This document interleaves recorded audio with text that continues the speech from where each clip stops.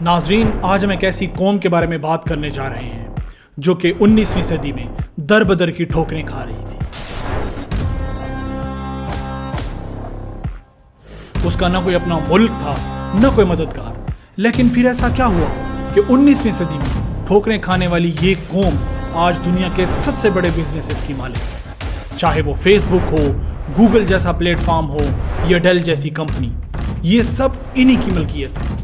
اسی قوم کو ایک بڑی سازش کے ذریعے ایک ملک دیا گیا، اور اس ملک کی حفاظت کے لیے آج امریکہ، برطانیہ اور دنیا کے بڑے بڑے ملک تیار ہوتے ہیں۔ آخر ایسی کیا وجہ ہے کہ 1948 میں اس ملک کے بننے سے لے کر آج تک امریکہ میں 14 سے زیادہ صدر بدل چکے ہیں، پالیسیاں بدل چکی ہیں، امریکہ بدل چکا ہے، مگر اس ملک سے دوستی کبھی ختم نہیں ہوئی۔ جی ناظرین، میں بات کر رہا ہوں اسرائیل کی، وہ اسرائیل جس کے بننے کے صرف 14 منٹ بعد امریکہ نے اسے تسلیم کر لیا۔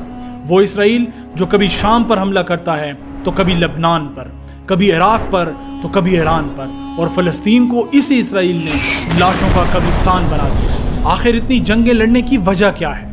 کس مقصد کو حاصل کرنے کے لیے اسرائیل اور امریکہ مل کر سازش کر رہے ہیں؟ کون سے ایسے لوگ یا ایسے گروپ ہیں جو امریکہ میں ہر صدر کو مجبور کرتے ہیں، چاہے وہ کسی بھی پارٹی سے کیوں نہ ہو، کہ اسرائیل کی حمایت کرو، اسے اسلحہ دو؟ آئیے ناظرین، مسلمانوں اور یہودیوں کی پرانی تاریخ سے اس ماڈرن ایول گیم کو سمجھتے ہیں۔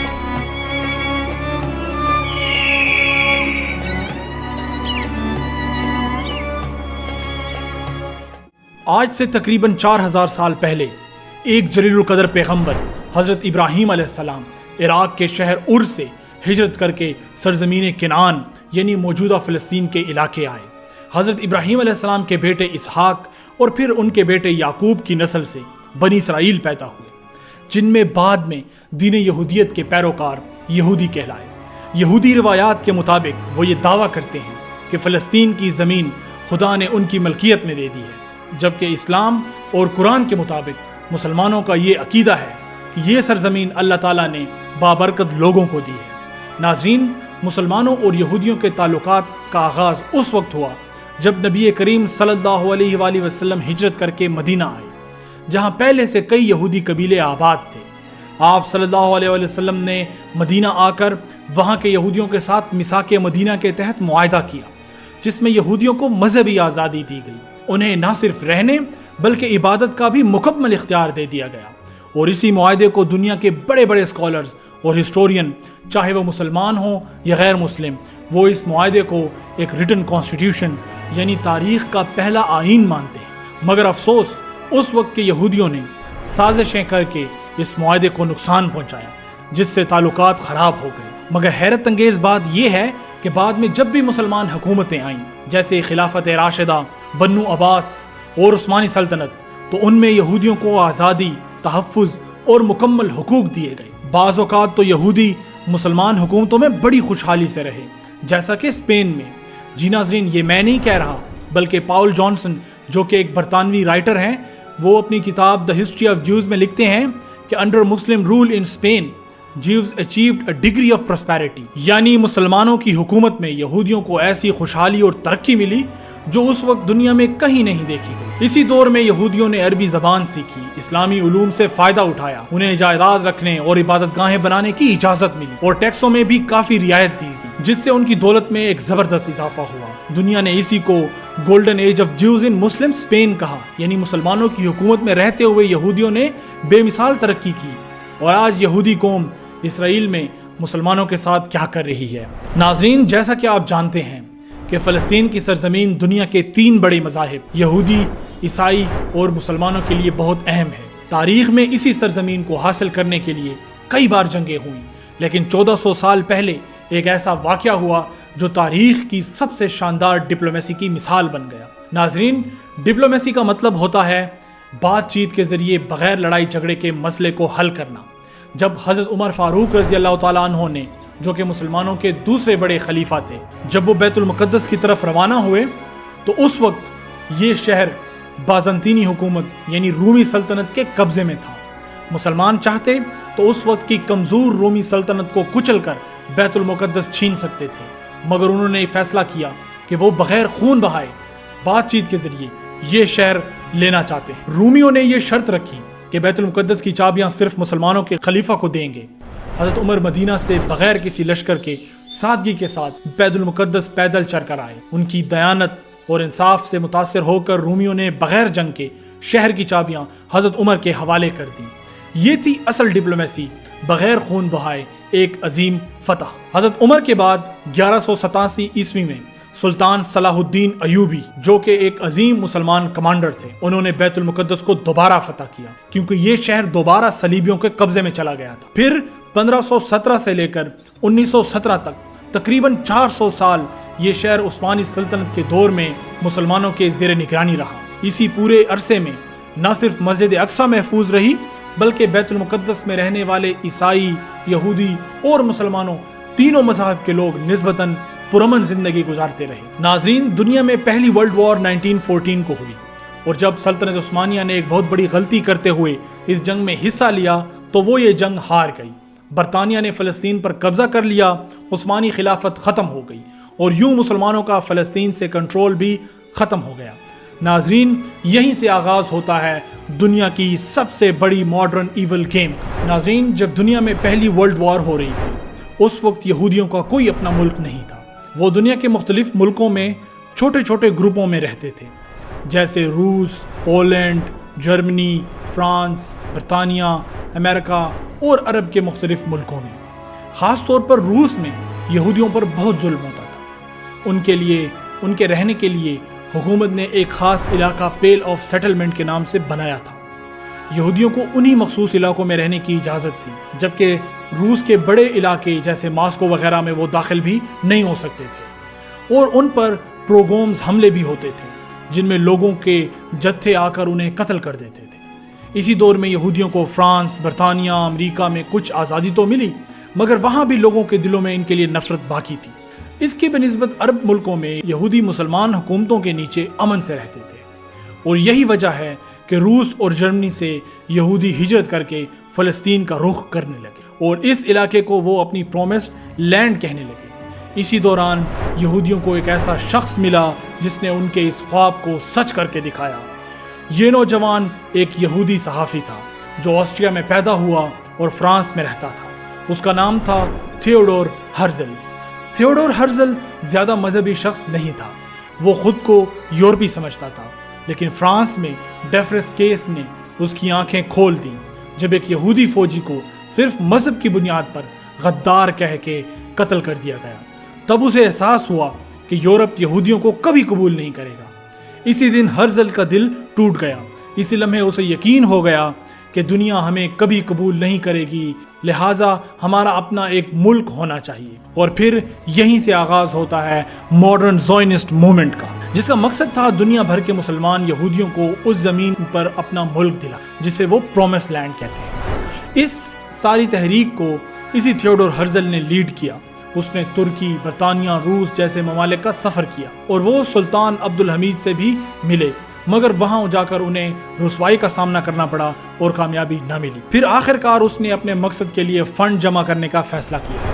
وہ امیر یہودیوں کے دروازے کھٹکھٹاتا اور کہتا، آؤ سب مل کر فلسطین کو خرید لیتے ہیں، پیسہ تم دو، لیڈ میں کروں گا۔ امیر یہودیوں کو یہ خیال بہت پسند آیا، اور پھر بیرن روتھسچائلڈ جیسے امیر یہودی اس پر راضی ہو گئے۔ مگر اس وقت فلسطین سلطنت عثمانیہ کا حصہ تھا، اور اس سلطنت کے خلیفہ سلطان عبد الحمید اس زمین کو پوری امت مسلمہ کی زمین تصور کرتے تھے، اور وہ ان کی راہ میں ایک بہت بڑی رکاوٹ تھے۔ مگر یہودیوں نے خفیہ طریقوں سے عرب کے اپنے لوگوں کو استعمال کرتے ہوئے فلسطین میں زمینیں خریدنا شروع کر دی، اور پیسے کی لالچ میں آ کر بہت سے عرب جاگیردار جو کہ اس وقت لبنان، مصر، اردن میں رہتے تھے، انہوں نے فلسطین کی زرزمینیں بیچنا شروع کر دی۔ زمینیں خریدنے کا یہ عمل جاری رہا، مگر اسی دوران یہودیوں کو ایک بہت بڑا دھچکا لگا، اور وہ تھا تھیوڈور ہرزل کی موت۔ وہ شخص جو اب تک زائنسٹ تحریک کو لیڈ کر رہا تھا، صرف 44 سال کی عمر میں 1904 میں وہ انتقال کر گیا۔ جب تھیوڈور ہرزل مرا تو کئی لوگوں نے سمجھا کہ شاید زائنزم کی تحریک یہیں ختم ہو جائے، لیکن اصل کام تو اس کے بعد شروع ہوا۔ کچھ سال بعد ایک نیا کردار سامنے آیا، چوائم ویزامین۔ وہ ایک یہودی سائنسدان تھا جو برطانیہ میں رہتا تھا۔ اس نے ورلڈ وار 1 کے دوران برطانیہ فوج کے لیے بم بنانے کا ایک نیا فارمولہ ایجاد کیا تھا اور وہ برطانیہ میں اسی چیز کے لیے اثر و رسوخ رکھتا تھا۔ پھر وہی ویزا مین یہودیوں کی تحریک کا بڑا رہنما بن گیا اور اسی شخص نے 1917 میں برطانیہ کو بالفور ڈکلیریشن دینے پر راضی کیا۔ اس ڈکلیریشن کے مطابق برطانیہ نے فلسطین میں یہودیوں کو ملک دینے کا وعدہ کیا، مگر یہ وعدہ اس وقت مکمل نہ ہو سکا کیونکہ اس وقت فلسطین میں صرف 5% یہودی تھے اور باقی 95% آبادی عرب مسلمانوں کی تھی جو نسلوں سے وہاں آباد تھے۔ جیسے ہی عربوں کو یہ خبر ملی وہ اس کے خلاف بول اٹھے کہ یہ ہماری زمینیں ہیں، یہ وعدہ کس سے پوچھ کر کیا گیا، اور یوں انہوں نے برطانیہ کے خلاف ریزسٹنس شروع کر دی۔ ناظرین، اب وقت آ چکا تھا ورلڈ وار 2 کا۔ دنیا میں دوسری جنگ عظیم شروع ہو چکی تھی، برطانیہ اس جنگ میں خود بھی مصروف ہو گیا تھا، ادھر یہودی فلسطین میں زمینیں خریدنے کا عمل بھی تیز کر چکے تھے۔ اسی ورلڈ وار 2 کے دوران جرمنی میں نازیوں نے لاکھوں یہودیوں کو قتل کیا۔ یہ ظلم دیکھ کر دنیا اور خاص طور پر برطانیہ کے دل یہودیوں کے لیے نرم ہو گئے۔ دنیا بھر کے یہودی کہنے لگے اب ہم مزید انتظار نہیں کر سکتے، ہمیں اپنا وطن چاہیے۔ برطانیہ خود بھی تھک چکا تھا۔ آخرکار اقوام متحدہ نے برطانیہ کی یک طرفہ حمایت کے ذریعے فلسطین میں یہودیوں کے لیے ایک ملک کا اعلان کر دیا اور فلسطین کی آدھا سے زیادہ زمین یہودیوں کو دے دی گئی۔ فلسطینی زمینوں، فلسطینی مسلمانوں اور دنیا بھر کے مسلمانوں نے اس فیصلے کو مسترد کیا اور یوں اگلے چند سالوں میں اسرائیل کو جو زمین دی گئی تھی وہ اس سے 10 گنا زیادہ زمین پر قبضہ کر چکا تھا اور فلسطینیوں کو ایک جیل میں بند کر چکا تھا اور خود پوری سرزمین کا مالک بن بیٹھا۔ ناظرین، اسرائیل کے بننے کے صرف 14 منٹ بعد امریکہ نے اسرائیل کو تسلیم کیا اور آج تک وہی امریکہ اس کی حفاظت کے لیے مڈل ایسٹ میں جگہ جگہ حملے کرنے کے لیے تیار رہتا ہے، اور اس کے علاوہ اسرائیل کو مڈل ایسٹ میں جاسوسی حملے اور ٹیکنالوجی بھی فراہم کرتا ہے۔ امریکہ کی اس سپورٹ کی سب سے بڑی وجہ یہ ہے کہ جب اسرائیل کا نام و نشان بھی نہیں تھا تب مغرب، خاص طور پر برطانیہ اور امریکہ میں لوگ ایک مذہبی عقیدے پر یقین رکھتے تھے جس کا نام تھا کرسچن زائنزم۔ ناظرین، یہ عقیدہ ان عیسائیوں کا تھا جو بائبل کو حرف بحرف سچ مانتے تھے۔ ان کے مطابق بائبل نے پیشن گوئی کی تھی کہ ایک دن یہودی فلسطین میں واپس آئیں گے اور وہ اپنی ریاست قائم کریں گے، تو اسی لیے برطانیہ نے غیر قانونی طور پر اسرائیل بنایا۔ یہ صرف ایک سیاسی فیصلہ نہیں تھا بلکہ ان کی اسی مذہبی سوچ کا نتیجہ تھا جو کہ انہوں نے اسرائیل کو بنایا۔ پھر یہی مذہبی سوچ امریکہ میں بھی نظر آئی۔ صدر وڈرو ولسن جو پہلی عالمی جنگ کے وقت صدر تھے روز بائبل پڑھا کرتے تھے، اور ہیری ٹرومین جو کہ امریکہ کے صدر تھے اور جنہوں نے جاپان پر ایٹم بم گرائے تھے، انہوں نے 1948 میں اسرائیل کو چند منٹوں میں تسلیم کیا اور انہیں بائبل لفظ بلفظ یاد تھی۔ ناظرین، بات صرف مذہب تک محدود نہیں ہے بلکہ ایک اور گہرا پہلو ہے اور وہ ہے کولونیلزم کا نظریہ۔ مغربی دنیا، خاص طور پر امریکہ، برطانیہ، کینیڈا اور آسٹریلیا، جنہیں اینگلوسفیئر کہا جاتا ہے کیونکہ یہ سب ملک ایک جیسے تجربے سے گزرے اس لیے انہیں اینگلوسفیئر کہا جاتا ہے، اور بعد میں یہ سب ملک خود برطانیہ کی کالونی بھی رہے اور انہوں نے خود بھی دوسری زمینوں پر قبضے کیے۔ وہ جہاں گئے وہاں کے اصل مقامی لوگوں کو باہر نکال کر اپنی حکومت قائم کی، جیسا کہ امریکہ میں نیٹو امریکنز اور آسٹریلیا میں ایب اوریجنلز کو نکال کر وہاں پر برطانیہ کے لوگوں نے قبضہ کیا۔ ویسے ہی اسرائیل میں فلسطینیوں کو ہٹایا گیا۔ اس لیے برطانیہ اور امریکہ اسرائیل کو اپنی جیسی ایک کاپی اسٹیٹ سمجھتے ہیں کہ جیسے ماضی میں انہوں نے کیا تھا آج وہی اسرائیل نے کر دیا۔ اسرائیل کے وجود میں آنے کے بعد پھر آتی ہے 1967 کی وار، جہاں اسرائیل نے عرب قوم پرستی کو شکست دی۔ یہ وہ لمحہ تھا جب امریکہ نے فیصلہ کر لیا یہ صرف ہمارا اتحادی نہیں بلکہ مشرق وسطیٰ میں ہمارا مستقل فوجی اڈا ہے۔ دوسری بڑی وجہ یہ تھی کہ کولڈ وار کے دوران اسرائیل امریکہ کا قریبی اتحادی بن گیا کیونکہ عرب ممالک سوویت یونین کے قریب جا رہے تھے۔ اسرائیل نے امریکہ کے لیے شام، مصر اور حماس جیسی تنظیموں کے خلاف اہم کردار ادا کیا۔ 9/11 کے بعد اسرائیل نے انٹیلیجنس، سائبر سیکورٹی اور دہشت گردی کے خلاف امریکہ کا سب سے قابل بھروسہ ساتھی بن کر ابھرا۔ امریکہ اور اسرائیل کے رشتے کو صرف مذہب یا سیاست نے نہیں جوڑا بلکہ ایک بہت بڑی طاقتور لابی ہے جس کا نام ہے امریکن اسرائیل پبلک افیئرز کمیٹی۔ یہ تنظیم 1950 کی دہائی میں بنی۔ اس کا مقصد عوامی دباؤ، سیاسی فنڈنگ اور ہر حکومت میں اسرائیل کے لیے امداد دلوانا ہے۔ امریکن اسرائیل پبلک افیئر کمیٹی اس بات کو یقینی بناتی ہے کہ چاہے صدر اوباما ہو یا ٹرمپ، کوئی بھی حکومت ہو، اسرائیل کی فوجی امداد یا سفارتی مدد کم نہیں ہونی چاہیے۔ مثال کے طور پر ایک بار ایسا ہوا کہ ایران کے ساتھ 2015 میں براک اوباما نے ایک نیوکلیئر ڈیل کی۔ اسرائیل اور اوباما میں سخت اختلافات تھے، مگر پھر بھی 2016 میں امریکہ نے اسرائیل کے ساتھ $38 بلین کا دفاعی بجٹ کا معاہدہ کیا۔ اسرائیل آج تک جتنے بھی بڑے آپریشنز کرتا ہے، اس میں انٹیلیجنس CIA کی ہوتی ہے۔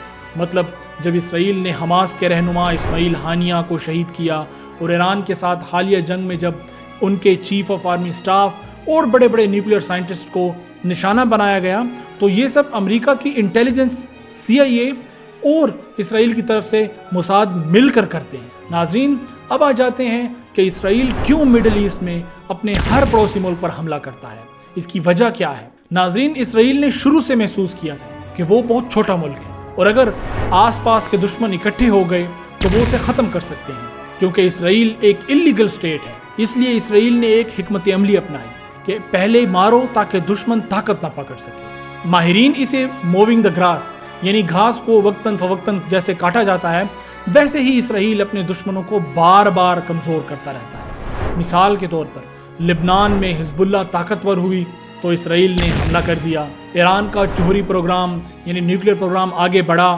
تو اسرائیل نے اس کے سائنسدانوں اور نیوکلیئر سائٹس کو نشانہ بنایا اور انہیں تباہ کر دیا۔ فلسطین میں اگر حماس راکٹ بناتی ہے تو فوراً غزہ پر اسرائیل حملے شروع کر دیتا ہے۔ یہ سب کچھ وہ دفاع کے نام پہ کرتا ہے تاکہ اسے کوئی چوٹ نہ پہنچا سکے۔ ناظرین، غزہ ایک ایسی پٹی ہے جو دنیا کی کھلی جیلوں میں سے ایک جیل ہے، جہاں پر ہوا کے علاوہ ہر چیز اسرائیل کی اجازت سے آتی ہے۔ اس لیے آج جب 60 لاکھ سے زائد فلسطینیوں کو شہید کر دیا گیا تو ہتھیاروں کے علاوہ بھوک کو بھی ایک ہتھیار کے طور پر اسرائیل استعمال کر رہا ہے، اور لوگوں کو بموں سے مارنے کے بجائے اب اسرائیل وہاں کے بچوں، بوڑھوں، عورتوں اور نوجوانوں کو بھوک سے مار رہا ہے، اور دنیا اس سارے منظر کا صرف تماشا دیکھ رہی ہے۔ ناظرین، یہ تھی اسرائیل بننے کی کہانی کہ کیسے یہودی ایک وقت میں در بدر کی ٹھوکریں کھا رہے تھے اور آج وہی یہودی دنیا کے سب سے بڑے بزنس کے مالک ہیں۔ ناظرین، تاریخ، سائنس اور سوسائٹی کے اوپر مختلف موضوعات پر بنایا گیا ہمارا کانٹینٹ ضرور دیکھیے اور ہمیں فالو کیجیے۔ والسلام۔